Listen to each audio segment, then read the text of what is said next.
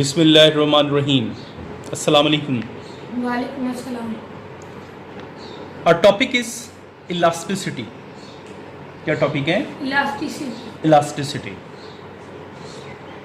Elasticity basically है क्या?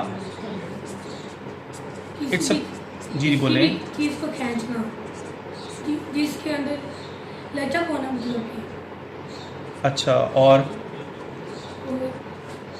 सदी कोई सी भी चीज़ कितनी मतलब कि खींची जा सकती है उसको बताना। ठीक हो गया, ठीक है। जी सर। अब ज़रा ये डेफिनेशन देखें।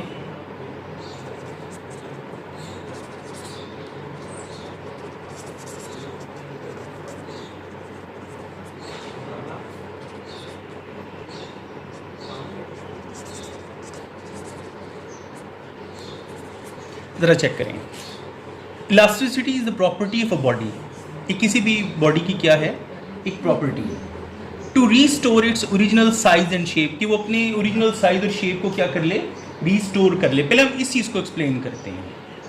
सुने, इसके लिए हम एक्टिविटी डिज़ाइन करते हैं।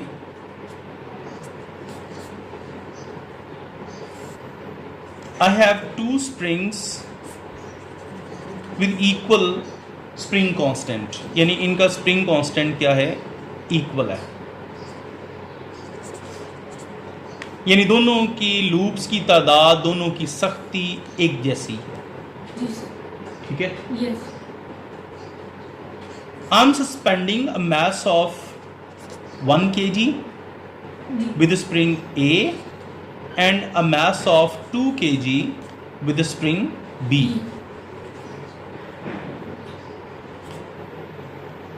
Will the elongation be same in both the springs? Yes.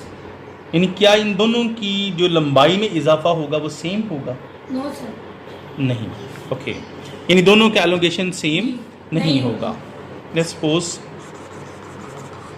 The mass of 1 kg has produced elongation like this, and the mass of 2 kg has produced the elongation this one. यानी इसमें खास फर्क है, दोनों में क्या है? खास फर्क। यानी इसका अगर मैथ ज़्यादा है तो इसका वेट भी ज़्यादा है। यस। W1, यानी अगर इसका मैथ अगर आपके पास कम है, इसका वेट कम है। अगर इसका मैथ ज़्यादा है तो इसका वेट भी। तो W2 is greater than W1, that's why the elongation X2 will be greater than elongation X1। यानी ये है X2 और ये क्या हो जाएगा? X1। यस। यानी एलोंगेशन से मुराद है कि ओरिजिनल लेंथ जो उसकी है, ओरिजिनल लेंथ जो उसकी है जी। उससे वो कितना आगे गया, यस। उसको क्या बोलते हैं? एलोंगेशन। ये Elongation। Extension, Yes। इसे एलोगेशन या एक्सटेंशन कहते हैं। अब फर्ज करो दोनों मैसेज को मैं उतार देता हूँ, जी। क्या होगा? जी, जो स्प्रिंग है वो मतलब कि जो अपनी पहले वाली हालत थी वैसे नहीं आएगा, लेकिन फिर भी थोड़ा सा। अगर वो बेहतर स्प्रिंग अच्छे मटेरियल का बना है तो दोनों को उतारने से वो अपनी ओरिजिनल शेप अटेन कर लेगा। जी, लेकिन उसके ऊपर इतनी मतलब कि वेट रखा गया है, थोड़ी बहुत तो चेंजिंग आएगी। कि वो ऐसा होता है कि जो भी मैंने यहाँ पे वेट लगाया है ना, जी sir. It is within the limit of the elasticity, यानी इसको हम कह सकते हैं कि it is within the elastic limit of the spring. Yes. Weight is within the elastic limit of spring. अगर वेट आपका elastic limit के अंदर है तो फिर वो इतनी ज़्यादा कुछ बड़ी तब्दीली उसकी लूप्स में नहीं लाएगा। यस। अच्छा, अब सुने, ये जो वेट्स मैंने इसमें हैंग किए हैं, जी सर। इन्होंने इसकी शेप में चेंज ले आई है, लेंथ में चेंज ले आई है। Yes sir. इसलिए ये जो फोर्सेस मैं यहाँ पे अप्लाई कर रहा हूँ इनको कहते हैं डीफॉर्मिंग फोर्सेस। क्या बोलते हैं?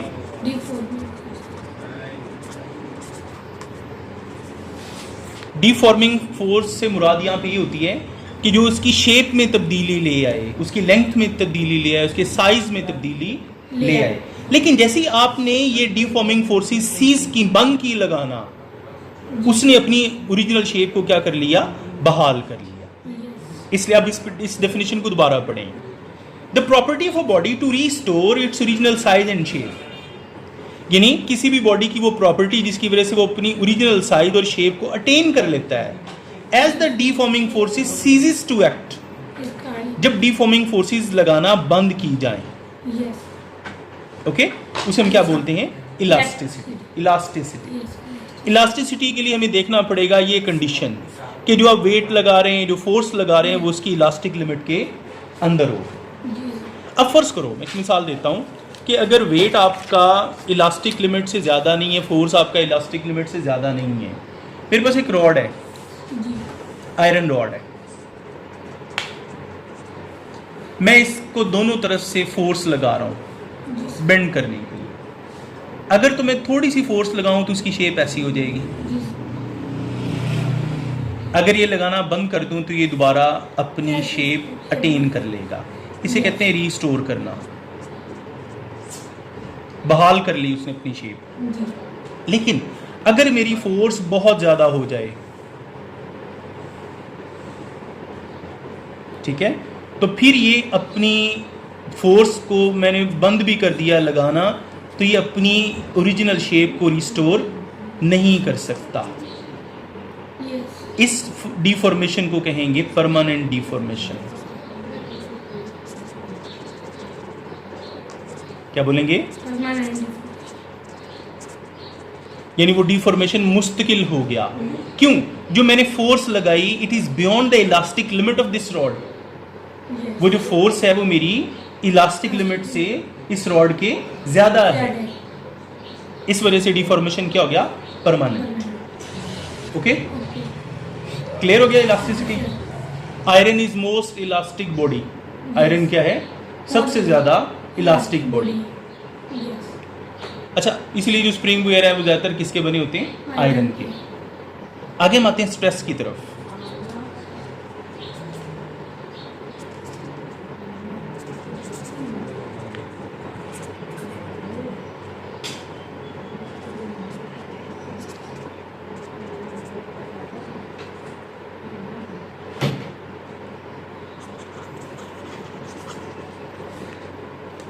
स्प्रिंग को गोल शेप में क्यों बनाया जाता है? ओके, अच्छा, स्प्रिंग को गोल शेप में क्यों बनाया जाता है?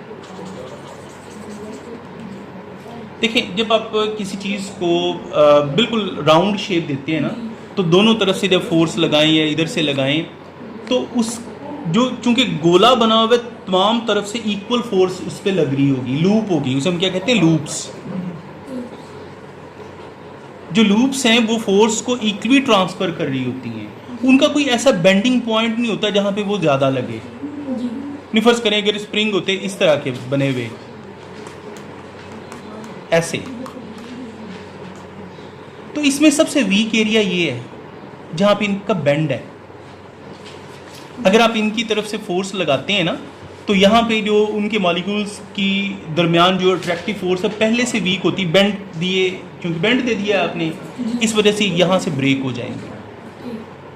ठीक है, अगर वो बिल्कुल गोल है, राउंड है, तो उसका मतलब है कि उसमें किसी किस्म का कोई बेंड किसी जगह पे नहीं, हर जगह पे मॉलिक्यूल की जो डेंसिटी है वो एक जैसी है। इसलिए एक तो ब्रेक होने का खतरा नहीं है, इसलिए वो आसानी से जो है वो फोर्स को आगे ट्रांसफर कर सकते हैं। ओके, अगर कोई सा भी वेट इसका पर लटकाएंगे तो मतलब कि हर जगह पे इक्वल फोर्स लगेगी। जी बिल्कुल। अच्छा, आप देखें ज़रा, स्ट्रेस क्या है? The deforming force acting on unit area at the surface of a body is called stress. यानी फर्ज करें कि एक बॉडी आपके पास ये है, आपने इसके ऊपर फोर्स लगाई, ओके, ये इसकी सरफेस है। फर्ज करें इसका एरिया है 1 मीटर स्क्वायर, तो उसको क्या बोलेंगे? Unit area. तो यूनिट एरिया पे आपने इसकी फोर्स लगाई है, फर्ज करें केन है, तो इसकी शेप क्या हो जाएगी? चेंज हो जाएगी। ठीक है,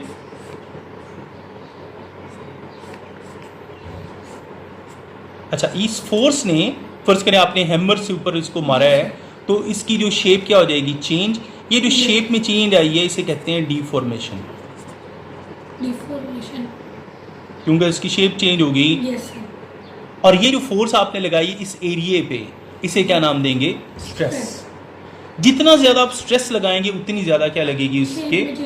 हाँ, इसलिए जो स्ट्रेस का फॉर्मूला है वो है force on unit area, F/A।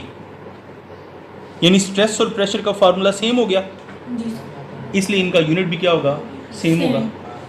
तो यूनिट है न्यूटन पर स्क्वायर मीटर। यस। ओके, इसमें आपने स्ट्रेस की डेफिनेशन, ओके। फॉर्मूला जी। और यूनिट, आपका शॉर्ट क्वेश्चन मुकम्मल हो गया। यस। अच्छा, ये भी हमने बात की डिफॉर्मेशन की। डिफॉर्मेशन का ताल्लुक होता है स्ट्रेन से। Strain is a comparison of the damage caused by the stress to the original size. यानी एक कंपैरिजन है किस चीज़ का, कि जो स्ट्रेस ने कितना डैमेज किया या स्ट्रेस ने कितना लंबाई में इजाफा किया। Okay, yes. So the deformation produced by the help of stress is called strain. Okay, okay. यानी टेक्निकली इसको हम क्या कहते हैं? डिफॉर्मेशन। चाहे वो शेप में है, चाहे वो लेंथ में है, चाहे वो साइज में है। ओके। किस चीज़ की वजह से? स्ट्रेस की वजह से। उसे हम क्या कहेंगे? स्ट्रेन। Okay, yes. अगर सिर्फ स्ट्रेस लंबाई के रुख चेंज पैदा कर रहा है, फर्ज करें एक रॉड है, आप इधर से भी इसे खींच रहे हैं, इधर से भी खींच रहे हैं, इसका ये क्रॉस सेक्शनल एरिया पे फोर्स लग रही है, इसलिए इन दोनों को हम क्या कहेंगे? Stress. F/A is equal to stress. यानी आप इधर से भी स्ट्रेस लगा रहे हैं और इधर से भी स्ट्रेस लगा रहे हैं, यानी खींच रहे हैं इसे, तो हल्का सा इसकी लंबाई में क्या हो जाएगा? इजाफा। यानी ये जो ओरिजिनल लेंथ से थोड़ा आगे चला गया ये वाला हिस्सा, इसे कहते हैं change in length. Okay sir. और ये जो पहले वाली लेंथ थी इसकी, इसे कहेंगे original length. Okay, yes sir. तो अगर ये जस्ट लंबाई के रुख चेंज आ रही है तो इसे कहते हैं tensile strain. If the deformation is just in the length of the object, then the strain will be named as the tensile strain. अगर deformation सिर्फ किस तरह है? लेंथ वाइज, तो उसे हम क्या बोलेंगे? Tensile strain. Okay, yes. तो टेंसाइल स्ट्रेन का जो हमारे पास फॉर्मूला होगा, change in length by original length. Change in original.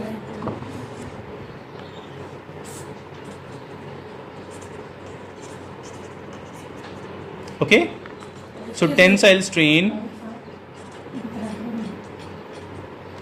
Equals to change in length को हम क्या बोल रहे हैं? डेल्टा एल, और ओरिजिनल लेंथ को बोल रहे हैं एल नॉट।